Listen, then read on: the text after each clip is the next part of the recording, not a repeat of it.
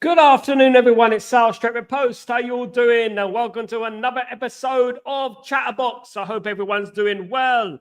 I hope everyone's surviving the elements that is social media and the Manchester United breakdown. Of course, we got talks about relegation. We got talks about various players. I'm happy. We got talks about certain players coming in. We got talks about we got no money. I mean, whatever it is, it's another day. It's a normal day, isn't it, at Man United? It is another normal day at Man United. Of course, guys, thank you everyone for joining me today. Please don't forget to subscribe to the channel and smash a like on the video if you guys can do that.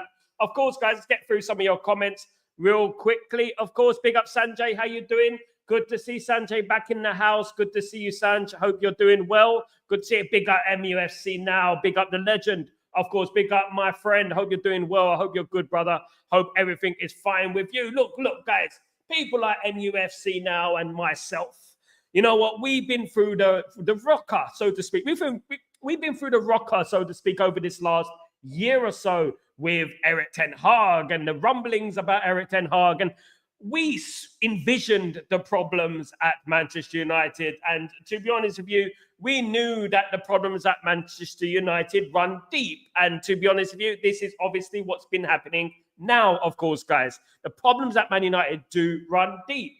Unfortunately, the biggest saviour of Manchester United was a full sale and to get rid of the Glazers. Unfortunately, that hasn't happened, which is why we are having rumblings and murmurs about we got no money, FFP, what we going to do to make money, etc., etc. So look, guys, don't be fooled by this tactic that Ineos have used in that in the past. Murta and Woodward have used these crazy tactics, of course, guys, to try and manipulate you into thinking, you know what, we got no money. We got to think about FFP.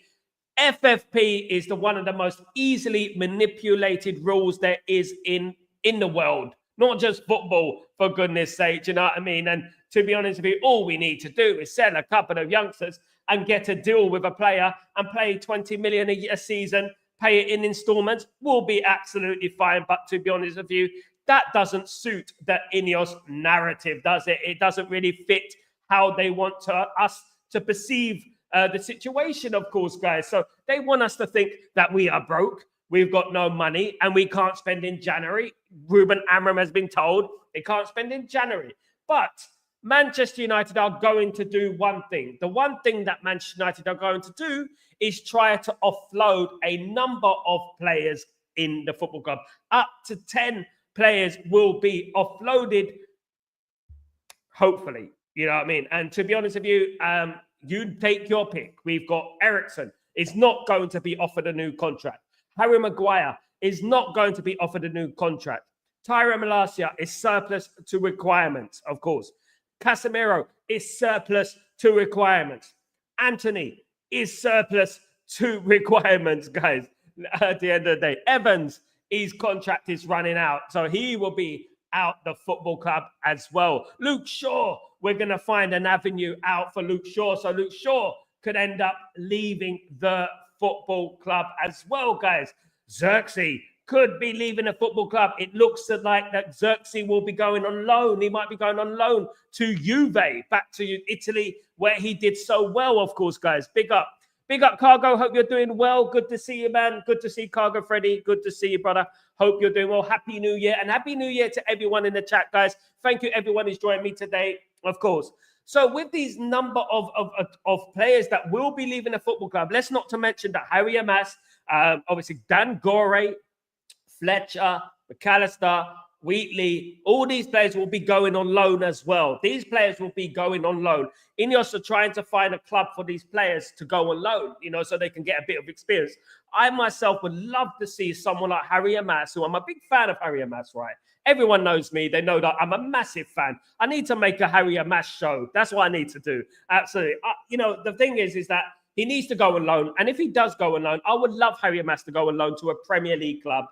That would be beneficial for him. And obviously he will develop a lot more physically, of course, guys, as well as tactically. He will develop a lot more. So there are a number of players out.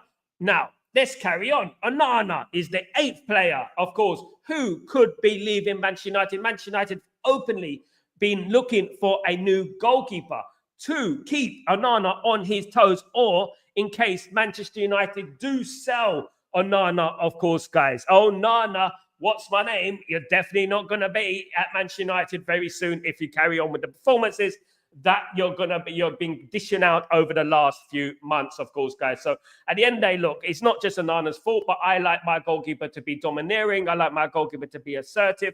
I like my goalkeeper not to stand on the line and wait for the ball to come to him.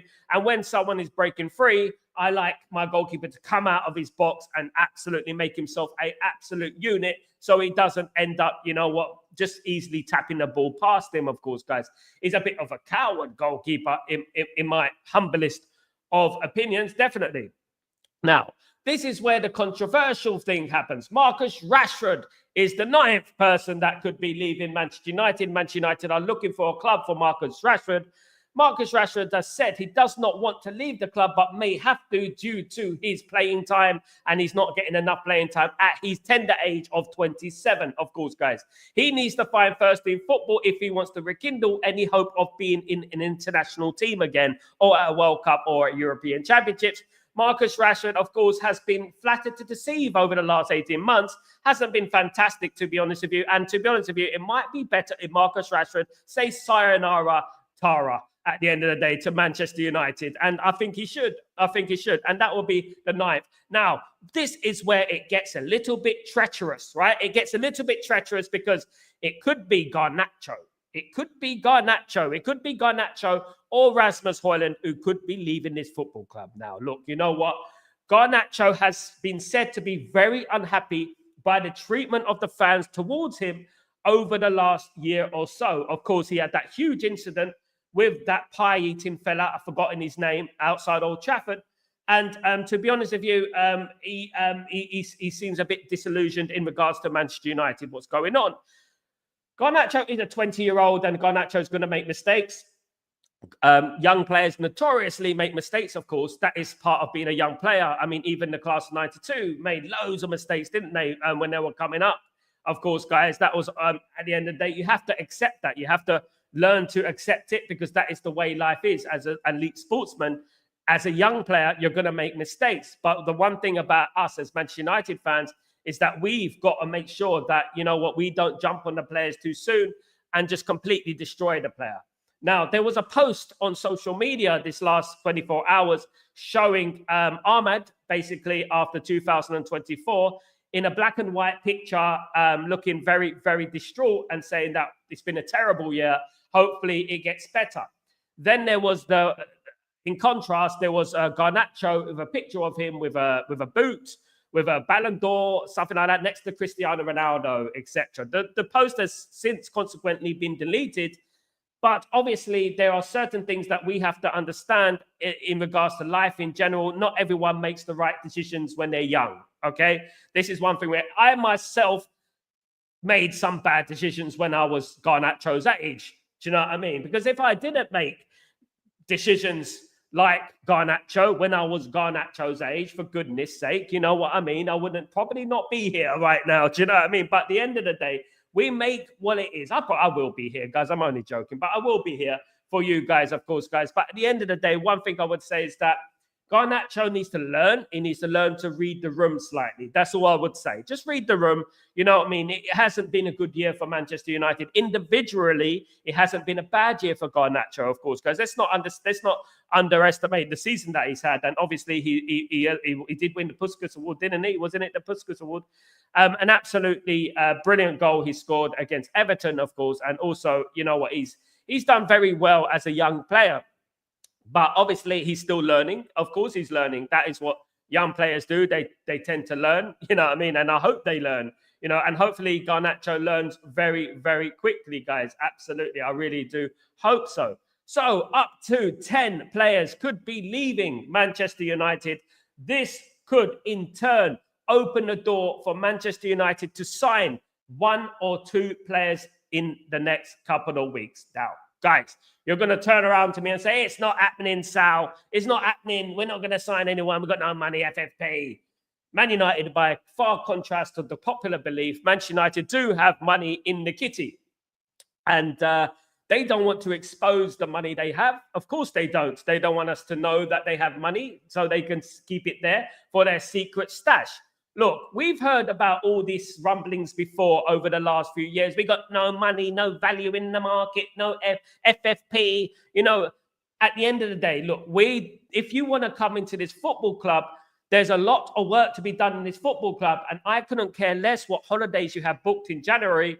You have to do the business for Manchester United and start spending money. There is only one way Manchester United are going to get out of this kerfuffle, this pickle, so to speak, is by spending money. That is the only way. We have spent money badly. That is no one in particular's fault.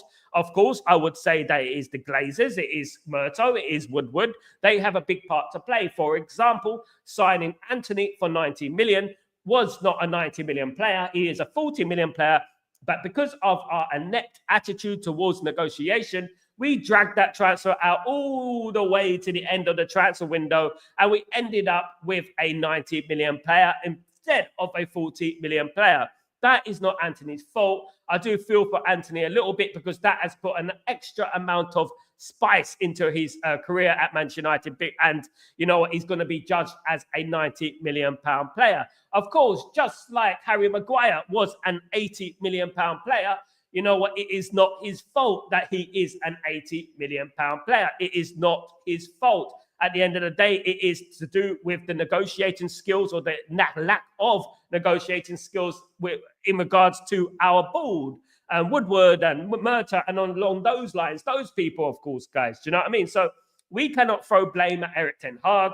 We cannot throw blame at the players in regards to transfer fees. This is to do with the hierarchy, the way they negotiate transfer. This is why we spent the bucks to get the likes of Omar Barada, Christopher Pavel, and Jason Wilcox into the football club, so they have that astuteness in regards to negotiating. Now, it already has got a little bit better. Of course, our scouting team is on its feet, of course, guys, in regards to players like Diego Leon, who has signed obviously from South America, and he will be a good addition to the squad.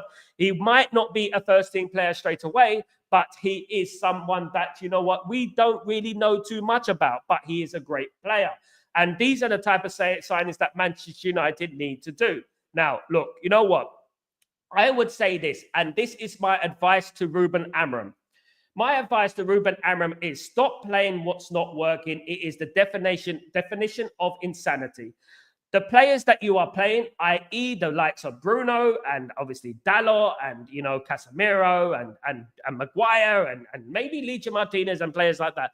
Maybe these players are just not quite cut out for the Premier League, and we're going to have to understand that we might have to move on. And I myself, and I know this sounds a bit far-fetched, would advise Ruben Amorim to play a few young players. Obi Martin, Kone, those type of players, because they're going to give their all. Regardless, they're going to give their all. I would have even given Collier a chance against Newcastle United, because not only about the ability, it's about the effort and about the energy that he would have brought to the team. I think maybe we need to look at bringing in, I'm not saying bring in 10, 11, 12 young players into the squad. I'm talking about bringing 3, 4, 5 players in there that can challenge for places within that first team. I believe so. There was no reason to put Marcus Rashford on the bench. There was no reason to do that, because obviously that is just adding salt into the wound. It was better to play Obi Martin, of course, in that substitutes bench, because if worse comes to worse, we lost the game anyway. We bring on Obi Martin, we give him some experience and a little shining light, a little bit of a silver lining comes out of the game, you know, because then we say, look, you know, at least we gave Obi Martin some game time. At least he can get a little bit of experience. And that is what it's about, isn't it? There was no need to play Marcus Rashford in the squad and no need to pick him in the squad. You don't like Marcus Rashford, you might as well just end it there and not play him again, because at the end of the day, the look on Marcus Rashford's face was said 1,000 stories. 1,000,000 love songs are made of. Take that, of course, guys. There was 1,000,000 thoughts going through Marcus Rashford's head, and it looked like that way when I saw his face. You did not want to meet the Marcus Rashford alone in the street, because at the end of the day, he'll look like he was going to attack someone very, very soon. He was not a happy bunny at the end of the day. But that is no surprise, because Ruben Amorim picked him in the squad. And Ruben Amorim had no intention of playing Marcus Rashford. against Newcastle? Of course he didn't. No. And at the end of the day, look, you know what? I would have just picked Obi Martin in the squad or some young player out there to do that, guys. Big up John Baser. How you doing, my friend? I hope you're doing well. The Glazer myself is 100%. John Baser, mate, absolutely. I would love the Glazers to sell. I would love it. I would love it if we beat them. Love it. I would love it if the Glazers leave. That would be an absolute diamond. That'd be a gift. That would be the best birthday, Christmas, Easter. You know what I mean? Hell, bloody hell. Wedding anniversary present ever. Do you know what I mean? At the end of the day. So I would love the Glazers to leave the football club. Unfortunately, due to the fact that we had Jim Ratcliffe, who facilitated the Glazers, of course, to stay at the football club, and subject, obviously, contrary to popular belief, the Glazers were going to sell if Jim Ratcliffe was not around. The reason the Glazers were going to sell is because they cannot afford a new stadium and they cannot afford a new revamp of the squad and the, obviously, training ground facilities, etc. So they were looking for a potential buyer or investor. Now, Jim Ratcliffe came along as an investor. And obviously, Qatar came along as a buyer. And obviously, because of Jim Ratcliffe offered the Glazers more money over a decade-long period, they accepted the offer. It took Qatar 10 billion for Glazers to accept, which is totally unacceptable, as Man United are worth about 3 to 4 billion. Absolutely. That is not including the amount of money that needs to be invested in the squad, in the infrastructure, the stadium, etc. You know what I mean? That doesn't even come close to describing it. Qatar offered 6 billion, which is double what we're worth. But of course, some of that money was going to go towards the infrastructure of the team, of the squad, of the stadium, of course, guys. So if it wasn't for Jim Ratcliffe hanging around, doing his thing, you know what I mean, 27%, 50%, or was it 60%, 50%, 30%, 40%, 20%, then we would have had a full sale. Manchester United would be looking at a totally different scenario right now. I bet your bottom dollar. I don't agree with people that say, you know what, we would be worse off if we had Qatar. In what world are you living in if you think we're going to be worse off with Qatar? We're going to have no debt. We're going to have mercenary players out. They're going to be paid off their contracts. They'll be out of the team. Of course, the Glazers will not be at the football club. We have people who are passionate about football who would have purchased the football club. And Man United would have had an endless amount of money.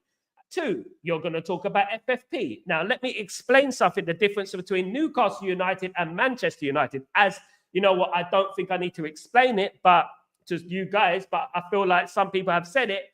The end of the day, Newcastle United are not Manchester United. Manchester United accumulate organically more money than most teams in world football. This is why before Sir Alex Ferguson and the Glazers took charge of Manchester United, before the Glazers took charge of Manchester United could practically afford anyone in the world. Anyone, right? Manchester United was self-sustainable. Man United were making endless amounts of money, right? It was until the Glazers came in and put our club in debt, not spending a penny of their own money. They purchased a club, put a loan on a club, purchased a club through a loan from the club, and end up not paying any capital to this day, which is why we're still over $1 billion in debt, guys.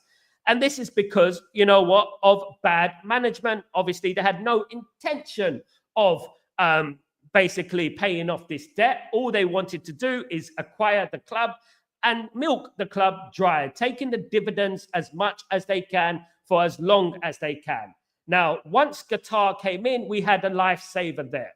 We had a chance to sell this football club, but along came the Chelsea season ticket holder, Jim Ratcliffe, of course. Jim Ratcliffe came to the football club and he put his 27%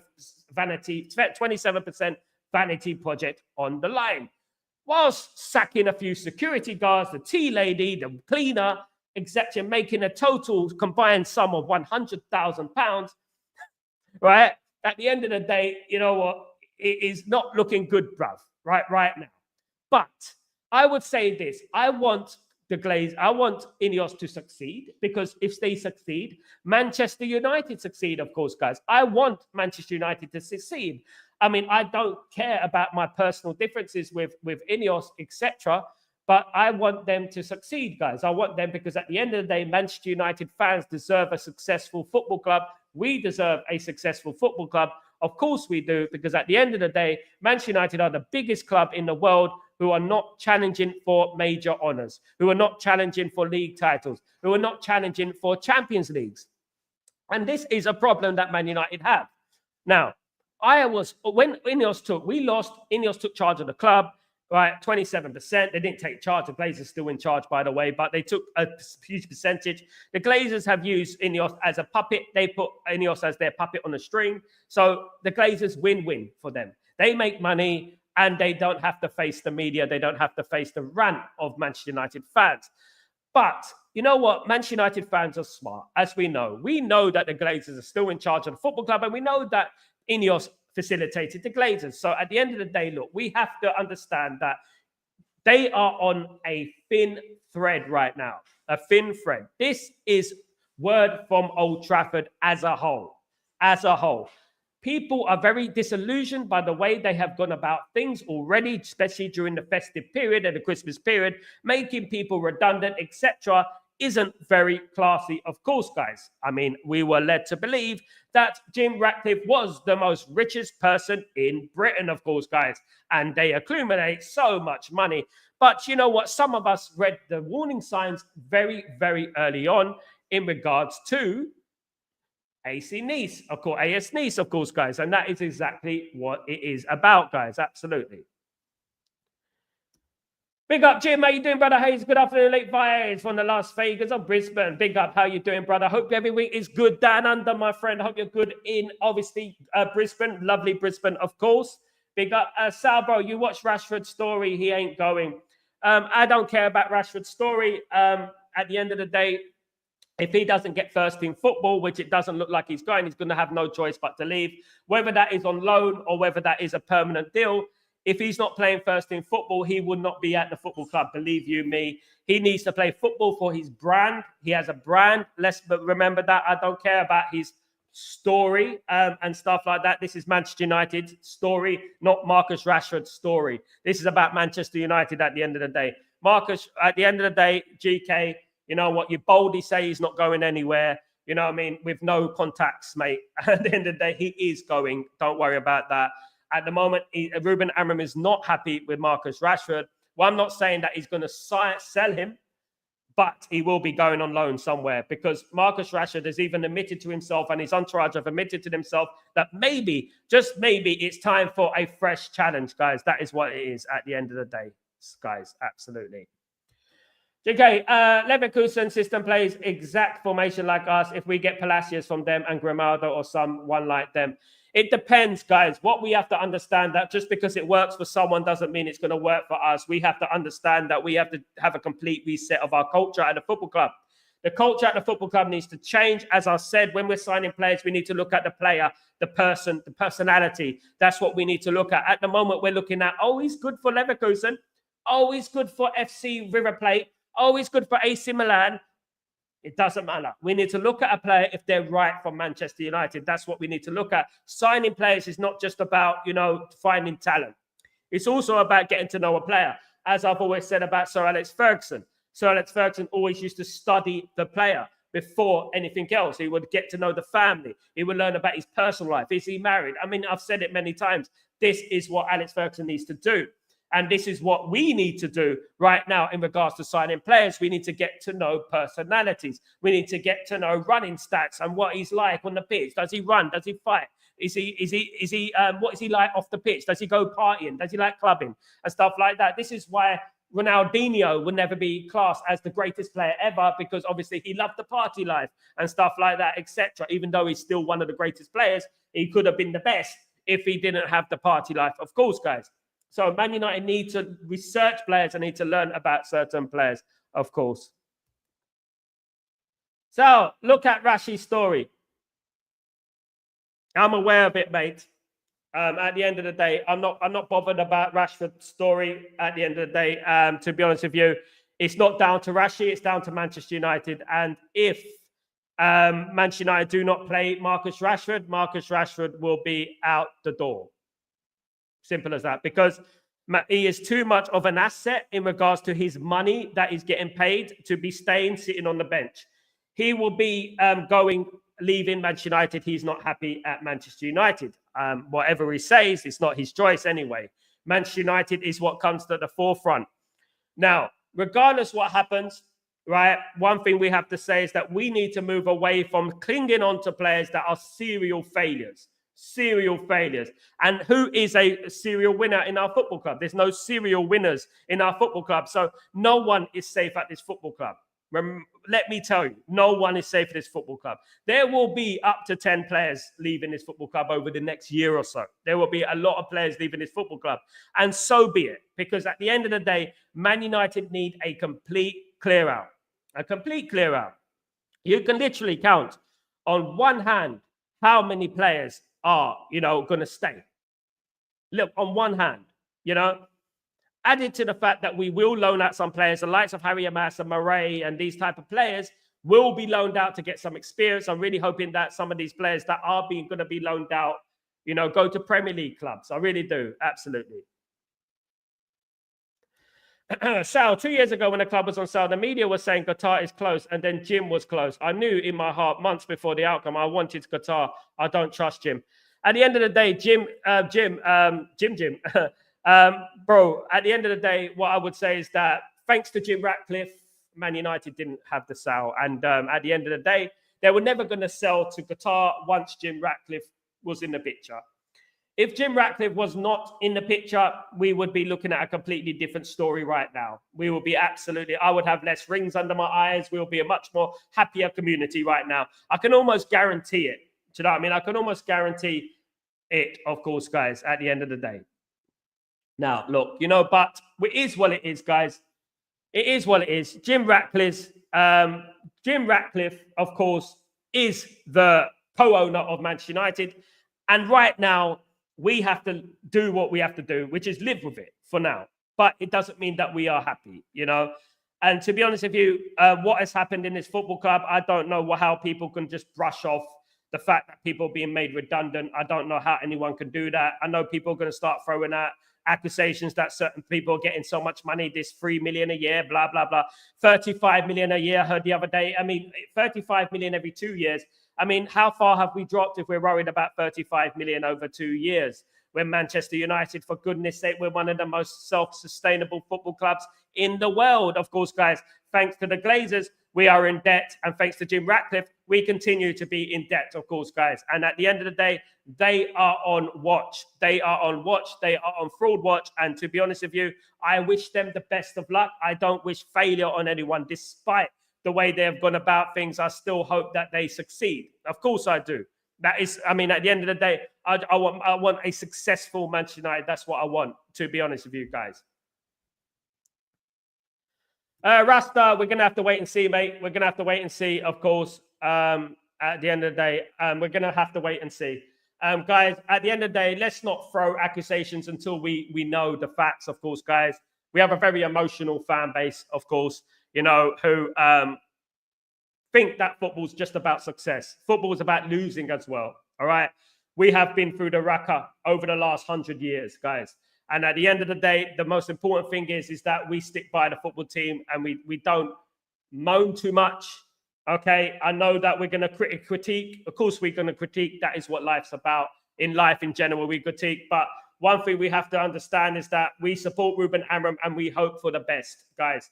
Now, us moaning isn't going to do anything. But one thing we can say is that, we want these things to happen. These certain things need to happen for this club to be successful again. Like I say, right? You can have a bucket, right? You can have a bucket, right, with no water, right? And you can have a pile of crap all over the floor. And you can give a cleaner this bucket, right? You can give a cleaner this bucket and a sponge. And you say, right, could you clean it? Could you clean it? Right? And the cleaner won't be able to clean the crap off the floor because obviously there's no water, there's no products, obviously cleaning products in the bucket. Now, what Man United need is a detergent in the bucket to clean everything. At the moment, we're just moving the shit from one side of the room to the other side. That's what Man United are doing at the moment. Man United need to move on from that. and it is disappointing, to be honest, but Man United need to get rid of completely clean house, literally clean house, guys, literally out the door, everyone out the door, etc. Do you know what I mean? And only, I think, a handful of people will stay at this football club, in particular, the people who play on the pitch, of course, guys. The guys who make a difference on the pitch. The guys who determine our moods. You know what I mean? And those are the people who play for Manchester United. Those are the people who need to be out of the door. Big up, Michael. How you doing, my friend? I hope you're doing well. Absolutely. Somewhere, I think we invite dark clouds. Look, you know what? The reason, GK, I would say this, and I'm going to say this very, very clearly, guys. Look, the reason I don't go over the top, some people say I'm too positive. Some people say, you know what, basically, I talk too much about transfers and stuff. I'm just reporting the news at the end of the day. But we have a lot of fans within the fan base. Some of them have huge platforms. If they are classed as Manchester United fans, right, they don't deserve success because the way they are. You know what I mean? At the end of the day, I speak of the people who really support this football club through thick and thin. Do you know what I mean? I speak of this type of thing. Now, look, we know the problems at Man United. We know that, right? But as people were saying quite rightly in the chat the other day, we're not going to blame the manager. It's the players. You know what I mean? At the end of the day, Rasta was talking about it. It's not the manager, it's the players. And, we knew that I myself knew that. Randy knew that, of course. Other people in the chat, MUFC now knew that. You know what I mean? That it wasn't Erik ten Hag's fault what's going on. 60-odd injuries, off-field issues, up to your arm, Sancho issue, Ronaldo issue, Rashford issue, Maguire issue, Greenwood issue that Erik ten Hag had to deal with. Not to mention the bad decisions, the refereeing decisions, etc., etc., etc. So we knew this was going to happen. We knew that this wasn't going to be a miraculous fix, of course, guys. We knew that. And to be honest with you, I did say that no manager is going to change this. The only way this is going to change is if a complete cultural reset of the football club. You know what? Being successful is not just what you see with your eyes. It's what happens behind the scenes. The way you sleep, the way you eat, the way you implement yourself, the way you dress, your off-field issues, the way you treat your life away from football, the way you look after yourself away from football, the way you sleep, the way your family is, if you're married, if you've got kids, if you're relaxed, if you're calm, lots of mitigating circumstances contribute towards a successful football club, not just what happens on the pitch, of course, guys. Absolutely. Big up, Michael. Hope you're doing a happy new year to Michael, of course, guys. Big up, happy new year to everyone, of course. It is the new year, of course, guys. And it is 2025, of course, guys. We are unbeaten in 2025 for now. Of course, guys, that is what it's all about. A little bit of a joke. But you know what? At the end of the day, we can only hope that Manchester United get better. We have to resonate some kind of positive energy towards this whole situation. Because at the moment, the more negative vibes that are coming around the football club, the more likely we are to fail. I'll be honest with you. Negativity is contagious, and so is positivity. I know people are going to throw at me that we have nothing to be positive about. We're Manchester United fans. We're alive. We're breathing. It's 2025. There's always a chance for things to change. Of course there is. Do you know what I mean? There is a chance for things to change. There is a chance for people to redeem themselves, and there is a chance for Man United to come back. Of course there is. There's a chance for Man United to bring in some players. There's a chance for Man United to let go of some players as well. There is a chance for change, So I'm not completely downbeat. You know what I mean? I know it is very, very bad in regards to what's going on at Man United. The worst thing I would say is that I don't see any real application from the players, any real effort or desire to getting back into games when we're losing games. And this is the problem, but I'm never going to give up. I'm never going to, just spend my life moaning about it. You know what I mean? That my life is not bad. My life is very happy. I've got a great life. I'm happy. I've got a great community. I'm happy. I've got good people. I'm happy, and at the end of the day, that is what it's all about for me. Football is my hobby and my passion, right? And at the end of the day, I've been in football a very long time, whether it's coaching football teams, whether it's Leyton Orient, whether it's, the teams over here in UAE, what I'm working with. I've always been in football and I've always learned about football. And I know that football isn't straightforward. I know that. But you know what? One thing I would say is that, you know, Man United need a cultural reset. They need a complete, utter, how do you say it?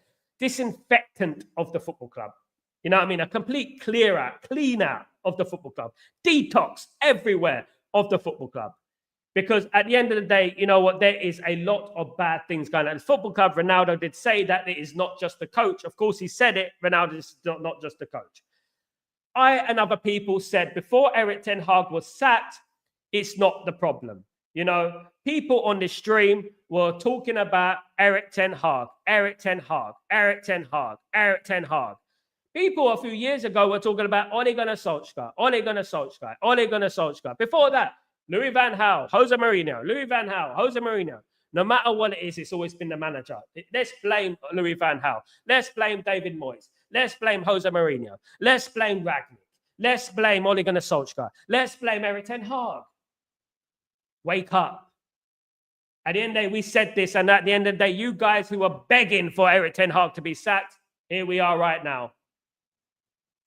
The biggest problem at Manchester United has never been the bloody manager. Never. It is a complete reset of this football club that needs to happen very, very quickly, guys. Absolutely.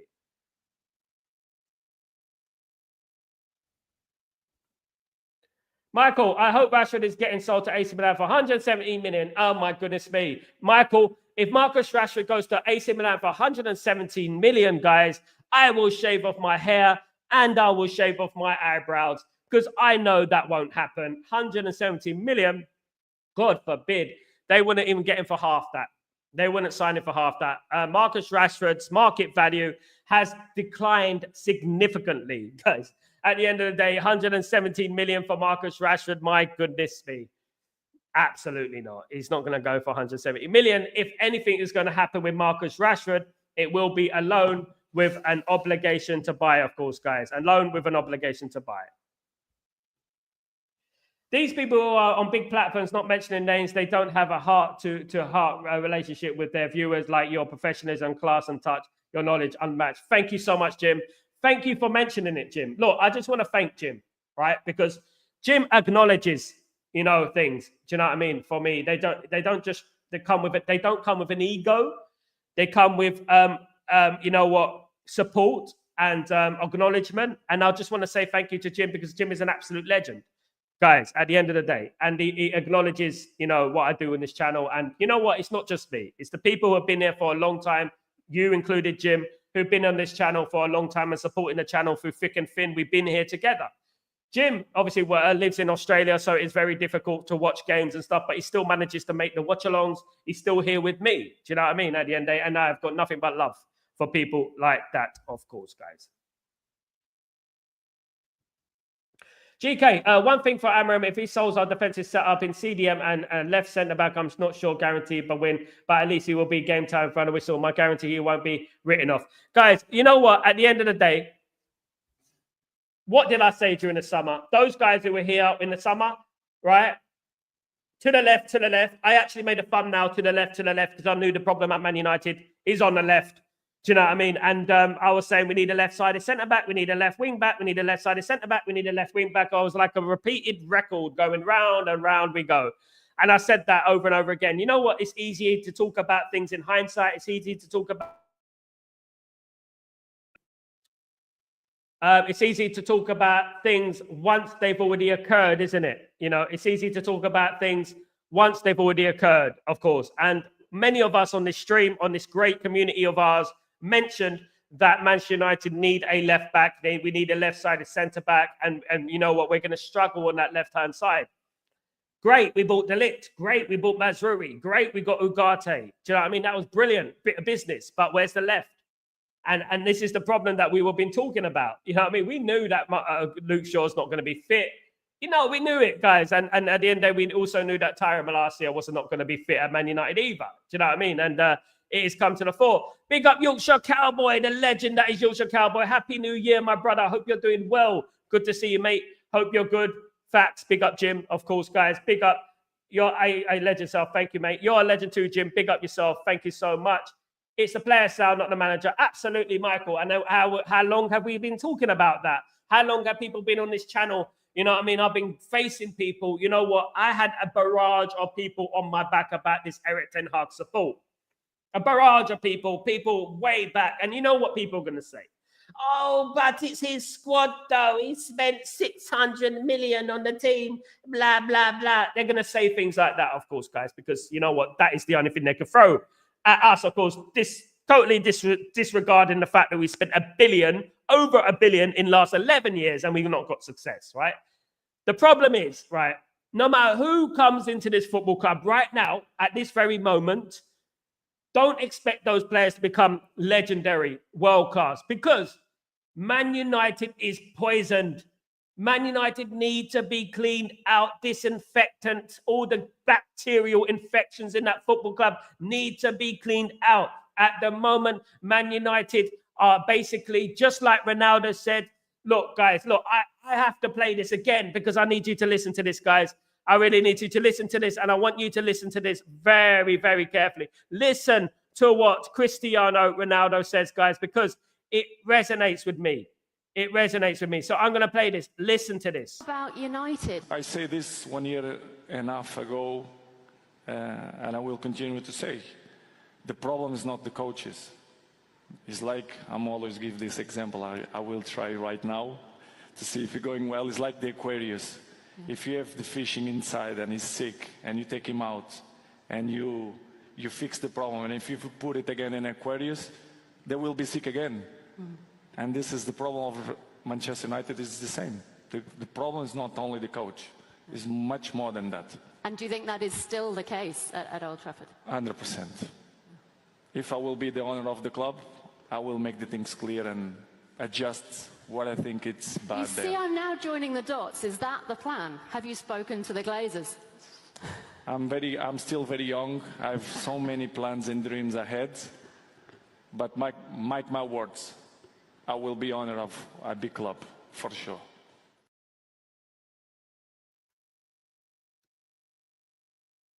And that's exactly what I'm talking about. You can take a fish that is sick out of the Aquarius, basically the pond. You could take a fish out of that, clean the fish, mend the fish, repair the fish, rehabilitate the fish. But if you put that same fish back in the pond, they're going to get sick again because the pond is polluted. Manchester United are polluted, guys. Manchester United are polluted. And until we clear out the whole lot, you know what I mean, and clean it out, completely reset, that is going to be obviously the good. That is the only way that Man United can kind of get back to anywhere near where we should be, right? And this is what Qatar gave us an opportunity with. But we don't have that. We have Jim Ratcliffe, of course. And Jim Ratcliffe is his responsibility to do these things, of course, guys, on a tight string budget, of course, guys. Absolutely. Food tokens, milk tokens, whatever you want to say. He is the one who's going to be trying to figure out a way to make money to invest in the team. And that is going to create more debt, of course, guys, isn't it? At the end of the day, of course, big up GK, much love, brother. I hope you're doing well. Big up Randy, of course. Big up Randy. Hope you have a prosperous new year. Big up, happy new year, Randy. Absolute legend. Happy new year to everyone, of course, guys. I've been screaming for a left back for 3 seasons at least. Erik ten Hag square peg round hole system. That's left a jigsaw with no picture to make it to. At the end of the day, look, you know what? We've been relying on Luke Shaw too much. Erik ten Hag did sign Tyra Malacia, which has ended up being a poor signing, of course. But he did only cost 10 million. Didn't he? 10, 12 million? Man United have needed a world-class left-back for a very long time. Not only a world-class left-back, a world-class left-side centre-back. Let's not delusion ourselves that obviously Licha Martinez was a good signing initially, but I feel like his injuries have hampered Man United at the end of the day, and he's not the same player as he used to be. I do believe that. But the problem Man United going forwards, in particular in this formation that Ruben Amorim is playing, is the fact that the left wing-back goes forward and the left wing-back doesn't track back. Who is that guy? It is Dalot. He doesn't track back, and then we end up being exposed on that side, and obviously it hampers Licha Martinez. Man United need a new left wing-back. They need a wing-back, a proper specialist wing-back who can go forward, who can create. Not just a left-back like Fernandes, We need a proper left-sided wing back who can go forward, who can create chances, etc., etc., etc. That's what Man United need. Now, look, you know what? One thing we would say is that we've been screaming about this Yorkshire Cowboy for many, many months. You know what I mean? And basically, at the end of the day, it needs to change. We're not signing the players that we need. We're not getting the quality of player that we need. You know, and we haven't even got a settled team.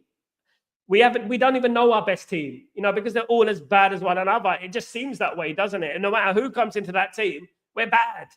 You know what I mean?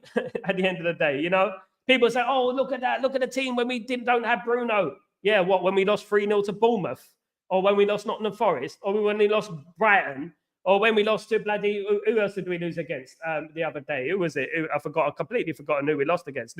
Not Newcastle, obviously. I've forgotten who we lost against this season. Crystal Palace we drew against. Jamie, what's going on? Happy New Year. What shit have we found ourselves in? Ragnar was 100% right. Complete open heart surgery is required.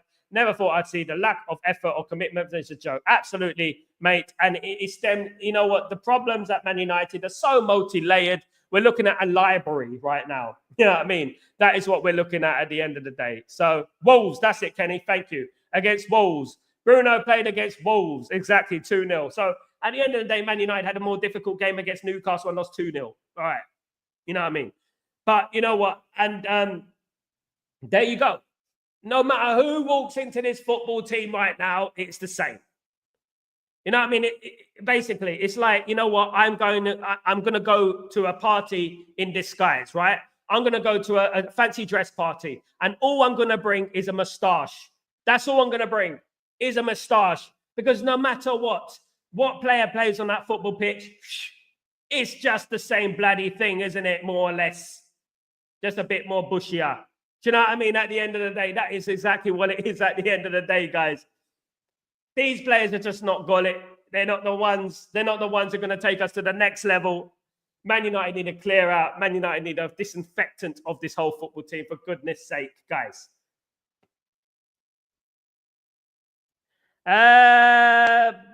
Big up Cowboy, big up my friend, of course, guys. Big up GK, watching you CR7 statement. United watching. I like watching Cristiano Ronaldo, because Cristiano represents everything that these footballers at our football club are not. Absolutely. So true, so heartbreaking. Absolutely. Big up. Yorkshire Cowboy. Our owners are neck deep in WEF. I reckon if they release flight vlogs into certain islands, we'd have a chance to get rid. Absolutely. Our owners are, I mean, the Glazers have been a poison in this club, a burden on this club, a curse on this club. They've absolutely come to the club and absolutely cursed us from top to bottom. I firmly believe that. I know people don't believe in divine intervention and stuff like that, but I firmly believe that Man United need that. I do. Honestly, they need someone to go there and bless Manchester United, the pitch, everything. You know, it is a bit of a nightmare at the moment. Need signs AP, start of January. Absolutely. Bexy, big up, Bexy. How you doing? I hope you're doing well. Good to see you, my friend. Hope you're good. Thank you for joining the stream. I totally agree with you. Man United needs signings, but Man United not only needs signings, Man United need the right sign, don't they? We need the player who's going to make the difference, don't we? That's what we need. We need those players who are going to make that little bit of a difference, of course. Kenny. Big up Sal. Big up Kenny. Amaram need to be backed in January. It's all eyes on Ineos. Enough cost cuttings. Absolutely, mate. Absolutely. All eyes on Ineos, guys. I mean, at the end of the day, look, you know what? Majority of the fan base are becoming a little bit disillusioned by what's going on at the football club. Now, look, Ineos did say that, we're concentrating what goes on the pitch. Okay, let's see what goes on the pitch then. Let's see what happens this month. Let's see what happens in the summer. Let's see if you really care about what's going on in this pitch. See if you can not only get players in, let's see if you can get some of those mercenaries out of the football club. Let's see how good you really are. Do you know what I mean? Let's see if you can get some of them out. That's one thing I would say. You know, it's not just bringing players in, it's also bringing players out. That is just as difficult and just as important at the moment.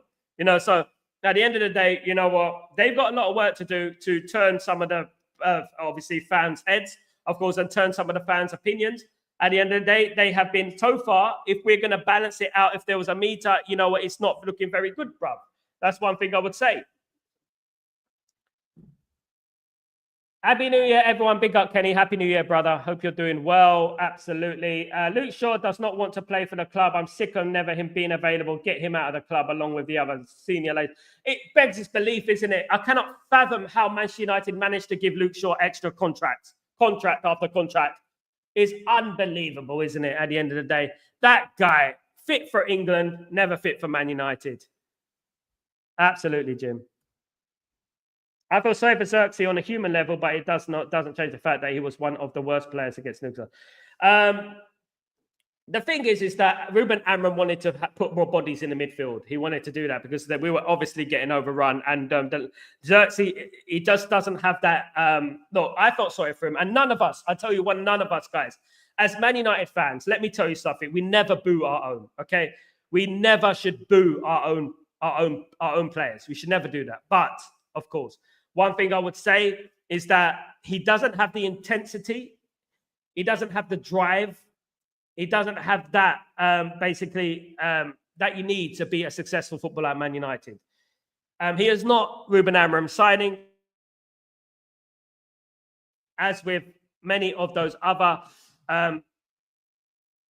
players, of course, they're not Man United players. Xerxes is not a Man United player. And Ruben Amorim knows that. Unfortunately, Ruben Amorim is stuck with the players that he has. Unfortunately, it's sad, really, isn't it? I feel sorry for Xerxes, but at the end of the day, this is a ruthless, cutthroat football, you know. And at the end of the day, I feel sorry for Man United fans. I feel sorry for the Man United fans who have to travel around the world to watch Man United. I feel sorry for the Man United fans who stay up to 3 o'clock in the morning to watch Man United. You know, I feel sorry for the Man United fans who travel in the freezing cold conditions, the blitz, to watch the games away from home all around the world. I feel sorry for those guys most of all, because those guys are not getting 70 grand a week to play football for this great club. Many people like myself would play for Manchester United for free. We would, you know, and these players are getting paid a handsome amount of money to do it, right? Now, if you get a little bit of booed, it's just because Man United don't do that. The fact is that you're not playing well, and Man United fans, it could have been anyone on that day. Anyone could have got substituted on that game, and they would have been booed, you know, because at the end of the day, it was a little bit like, you know what, people just had enough. And that is exactly what Ruben Amorim said in the post-match conference. He said that people have had enough. And you know what, there's enough of excuses. We have had enough excuses, of course, guys. That's it. Big up, Kenny. Big up, story. Wingbacks in Amorim's system are the key, and Amorim's system are difficult to find. You must be a top-jaw defender, top going forward, a bit worried about his system. You need to be super fit. That's number one. But let me tell you something, guys, that in regards to Man United of the old days, right? We used to play a 4-4-2 kind of thing, right? Or 4-4-1-1 kind of thing, right? And Man United used to have wing backs, right? But back then, Man United could leave just 1 or 2 defenders back, because we put the opposition teams under so much pressure that, you know what, we didn't need to worry about that.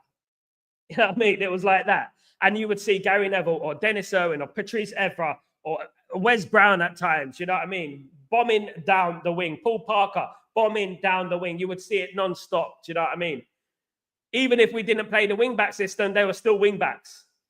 Man United over the history have always played wing-backs, you know what I mean, at the end of the day, and took risks, huge risks. We pressed teams into submission. Do you know what I mean? Big up, Jim. Bless you, Sal. Happy New Year to you, your family. Happy New Year, my legend. Absolutely big up, of course. MD, what's going on, brother? I hope you're doing well. Sal, what do you think of Goldbridge? You talk similar to him. I have a lot of respect for Mark Goldbridge. I've known Mark Goldbridge for now 7 years. Me and him talk. He's a good fella. He's a good egg. He's a good apple. However analogy you want to pull it. Is a very, very big Man United fan, and believe you me. He probably talks like me because I'm English. I talk like him. I'm from London. You know what I mean? I talk how I talk at the end of the day. You know, we have English accents, so probably that's why, maybe, you know, a bit like that. But yeah, it is what it is. You know what I mean? I can't change this accent, to be honest with you. I can go like, you know, I can try and put on an accent if you want. I can put on an accent if you want. I can put on a Northern Ireland accent if you want. Whatever accent you want me to do, I'll do it, guys. If you want me to put on a different accent, I can do that. At the end of the day, I can't put on an accent. No, bruv. You know what I mean? Should I do like, you know what I mean, with some of those other fan channels? No, bruv. No, bruv. There's a peak, bruv. No, bruv. This peak, bruv. This is not good, bruv. You get that ball fraud out of my club, bruv. Get this bloody peanut head out of my club, bruv. God, this bloody, look, guys, you know, big up, MD. Hope you're doing well. Thank you for joining the stream, though. Please don't forget to subscribe. Please don't forget to spread the Stretford Post word. Thank you so much for your support, brother. And I hope you're doing well. I hope you had a happy new year. I hope everyone did, of course. Remember how they pushed out Chelsea boss because he is Russian, but our dodgy scumbags are Yanks are okay. Remember, you know how they give the World Cup to Qatar and Saudi Arabia, and you know all the virtual sickening happenings, but you know what, giving it to America is okay. If I talk, I am in trouble. If I talk, I am in trouble, my friend. He is great, mate. He is great. He is an absolute legend. Don't worry. I'll be working with Mark Goldbridge very, very soon, guys. Watch this space. Me and Mark Goldbridge, we were supposed to collaborate over here in the UAE. Unfortunately, it didn't materialize, obviously, because of certain issues happened. But you know what? We will be working with each other very soon, guys. Absolutely. Big up Yorkshire Cowboy. No, he's not a clickbaiter. I mean, you know who the clickbaiter is? You know who the clickbaiters are. These guys. Oh my God. Manu has 2 arms. We all know that is. You know, we all know who that is. The worst players are those who need the most support. I backed the hair from my place at Old Trafford when he had a bad period. I'm right behind the goal. I used to be behind the goal story, front row, Stretford end. And I go way back, Schmeichel and Bosnich and all these Bartes and stuff like that. I've seen a lot of goalkeepers, you know, I've seen a way to conduct themselves. De Gea, I've seen him many a time, of course. And the only thing I would say about De Gea is he's quiet. That's the only thing I would say about him. But the way he was treated and hounded out of this club was totally unacceptable, in my opinion. Player of the season, wasn't it? 2 times player of the season. For him to be a goalkeeper and to be player of the season is absolutely incredible. And the way this fan base pushed him out was absolutely unacceptable. Look, I'm not saying that Man United never needed another goalkeeper. I'm not saying that Man United shouldn't have sold De Gea. Maybe we shouldn't have, looking at it back now. But you know what? Maybe we didn't need a goalkeeper like Onana. Maybe we needed to keep Kova. Maybe we needed to give a chance to him. Maybe we needed to buy a Donnarumma kind of goalkeeper. Maybe that needed to happen. But unfortunately, it is what it is with David De Gea. And David De Gea, you know what? It's been our best goalkeeper post Edwin van der Sar, hasn't he? No one has come close, of course.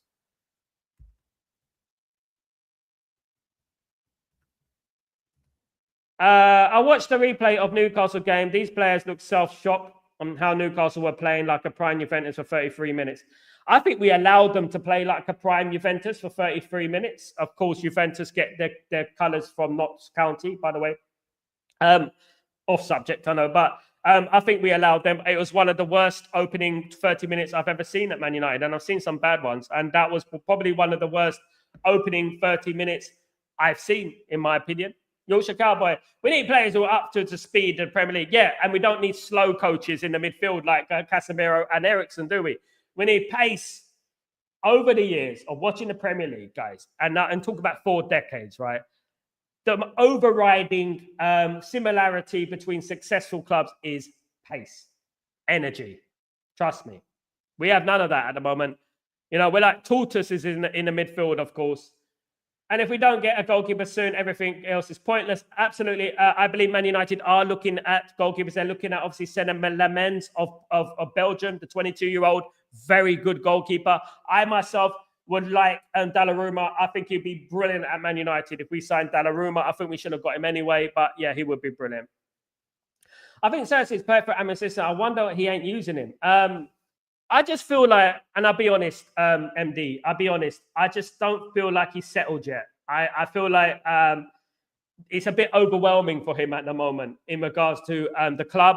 I mean, the club is not an easy club to go to. It's very hard, it's difficult to leave a club like Bologna and come to Manchester United. It's a different kettle of fish, isn't it? It's a different animal. And I feel sorry for Xerxes in many ways. I do. And you know what? I only wish the best for everyone who comes to this football club, who chooses this football club.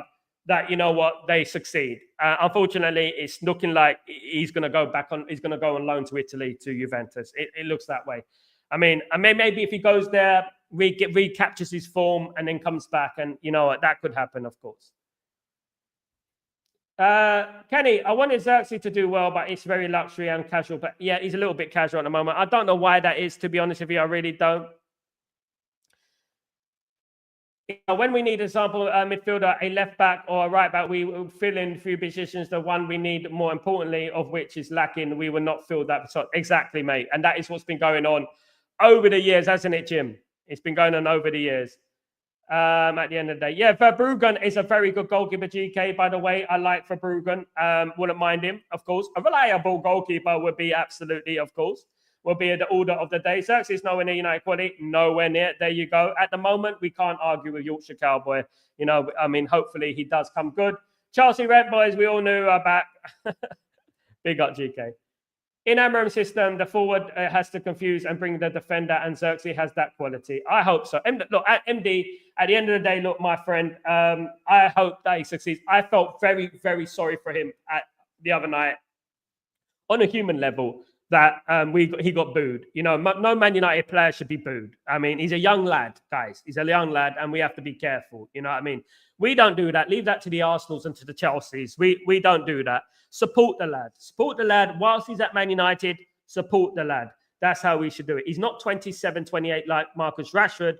He's 23. You know what I mean? He's come from, Bologna, one of their players of the season. He's obviously got the ability.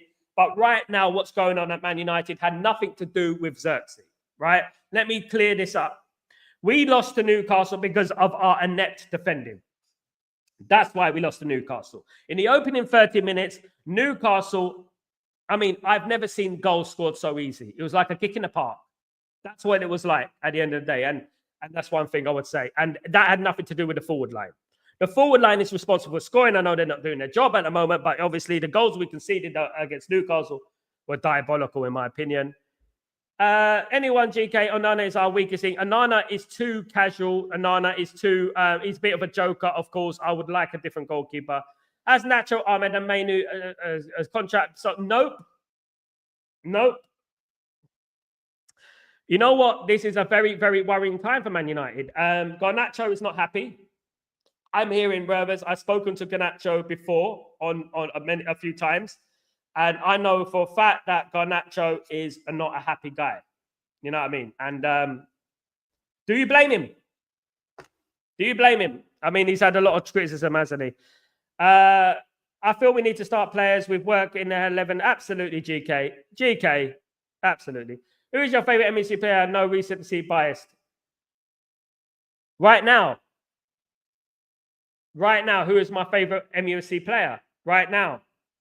Oh, I'm conflicted. Right now, one of my favorite players, and I'll say it right now, is Kobe Mainu is my favorite player for Man United right now. But I like Ugarte as well. I like Garnacho, but you know what? Obviously, you know, that's going to cause a lot of controversy, of course, guys. I like Kobe Mainu. Kobe Mainu is one of my favorite players at Man United because I believe that he's a generational, and I believe in the right team, in the right structure, he will be an absolute animal for Man United. I believe that. You know, last season it was incredible for Man United, as we know. You know, and it was sad to see. You know, this season he hasn't had really a rest, has he? To be honest. Sal, African sources are carrying stories about Man City going for Ola Aina from Forest to replace Walker and Onyemaechi. Left back, left wing back from Boavista, who is everything Amorim liked, and he's cheap. You know what? My guy, Man United, one good thing about Man United right now is we got a different backroom staff who's going to be doing the negotiation for transfers, etc. Hopefully they are aware of those players. Of course, I do not know. I would not lie and say that I know much about Ola Aina. Obviously, Bruno Onyemaechi is a different one I've heard about. You know what I mean? Man United have signed Diego Leon. Let's not underestimate him. He's a very, very good player. Trust me, and he will give his all. But absolutely, Man United need to be looking at people like that. Of course, I spoke earlier about Murillo, the left-sided left back, left-sided centre back for Nottingham Forest. Man United are interested in Murillo as well. Very, very good player on that side. Obviously, will cost a lot more money because he's played in the Premier League. But you know what? Scouting is the order of the day. Ruben Amorim has spoken about obtaining scouts in Portugal, assigning scouts in Portugal to find the next talents in Portugal. Because obviously there's a lot of talent in Portugal, but obviously we shouldn't just narrow our search down just to Portugal. But obviously players like that, you know what you will find? You find gems, hidden gems, won't you? And I think Man United should explore that avenue. Absolutely. Big up goals for George. Big up. Romero was brilliant, mate. Never got a shot at number one, but never let us down, did he? Yorkshire Cowboy, never let us down. I'm happy that Xerxes is shutting down those rumours. He must show grit and improve because Dutch media will mock him if he runs away. Amorim likes him and he has friends in the team. Let's hope so, mate. Let's hope so. Absolutely. So I hated Bartes for making some silly errors, but looking back, he is way better than Onana. Yeah, he is better than Onana. World Cup winner, of course.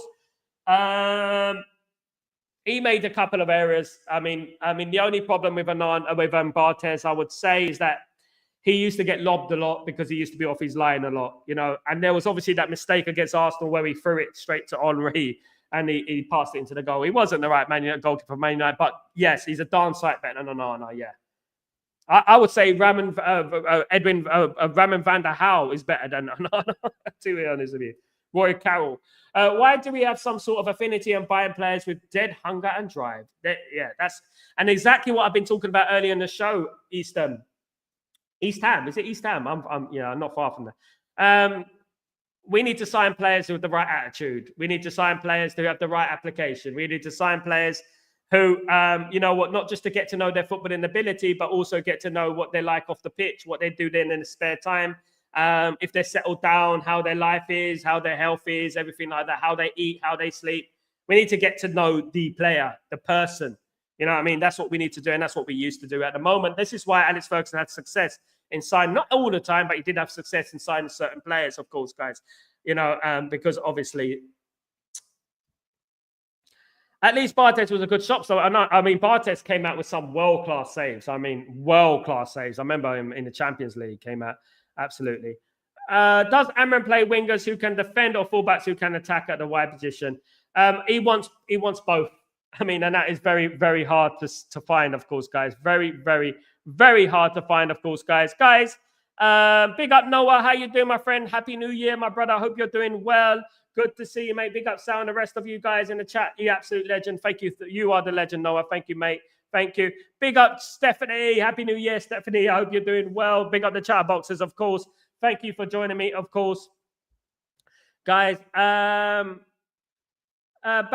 from Amo taking Xerxes off. Like Sir Ferguson said, you should never sub in the first half. You have done a mistake. You must take it.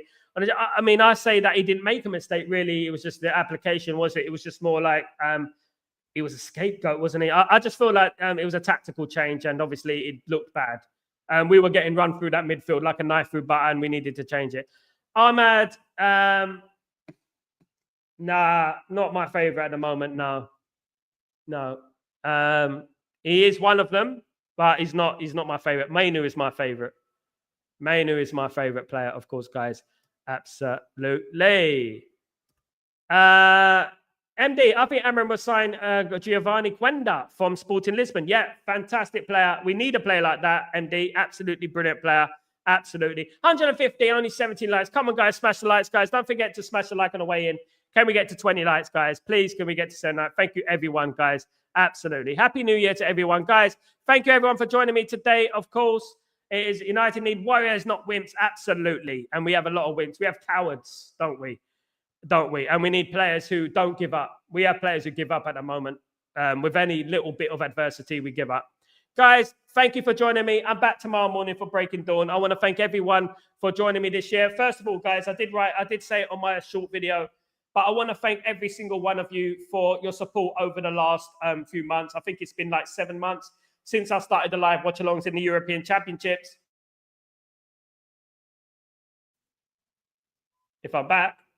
Yeah, since I started the live watch-alongs on the European Championships in June, this channel has grown more than I can expect. Of course, I'm nowhere near where I want to be. Obviously, we want to keep growing, But, you know, I want to thank every single one of you guys who supported me in 2024. That means a lot to me. I mean, maybe I don't show it sometimes, but it means a lot that you guys have been here supporting this channel from the start. I'm just going to keep getting the news. I'm going to keep getting you that top content. And I've got some big plans for this channel, guys. So hang in there. We got some big plans for this channel, guys. And I want to thank everyone. And I want to wish every single one of you a happy new year and a prosperous, successful new year, guys. Absolutely. Guys, don't forget to smash a like on the video. Please don't forget to subscribe if you're new. And guys, I'll see you tomorrow for Breaking Dawn. Early in the morning, Breaking Dawning. I'll see you back then, guys. Take it easy and have a good evening, morning, night, wherever you are in the world. You're absolute legend. Love you lots. Take it easy, guys. Peace.